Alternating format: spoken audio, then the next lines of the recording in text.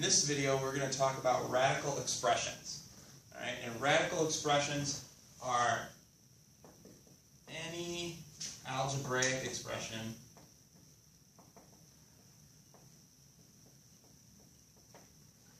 that includes a square root.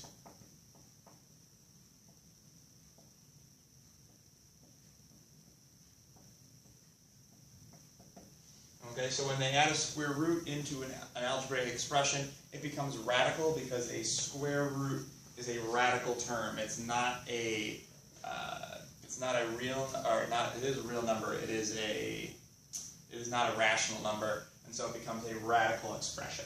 Okay, but just like any other term that we've dealt with so far, we can add, subtract, multiply, and divide square roots in radical expressions. So I'm going to go through some examples on the board of how to do all of those things. Okay. First up, in addition and subtraction, when you add and subtract radicals, you just add and subtract like terms. So here we've got a root 3 and a root 3, so we can add those terms together.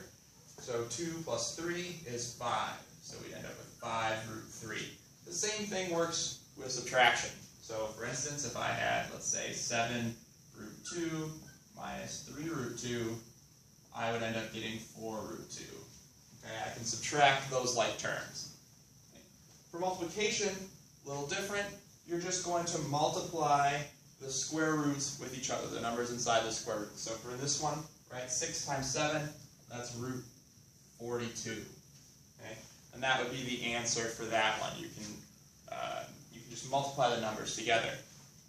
When you have one with regular numbers and square roots in it, you have to multiply the numbers and the roots separately. Okay? So 2 root 5 times 3 root 6 would end up being 6 root 30. Okay? You have to do it separately. That's just because of the nature of the numbers. You have to multiply the roots together and the numbers separately. Okay? Division, same thing. Root 40 divided by root 5, you just divide the numbers, and you would get root 8. Okay? One more thing that you can do with square roots, however, is reduce them. Okay? Square roots, as we've seen in multiplying, can be multiplied together, right? Root 6 times root 7 is root 42.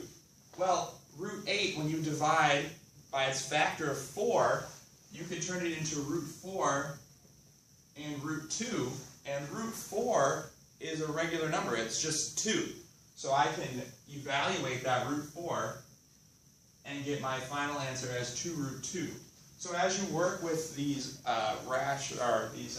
radical expressions, you want to make sure that if you can divide out a perfect square, that you do that and reduce all the way down so that you have a rational number and an irrational number in your answer, if you can. That's the most simplified way of writing things. None of these other ones up here are simplifiable. Okay? They don't have a perfect square in them, but this one did. Okay, so make sure that you simplify.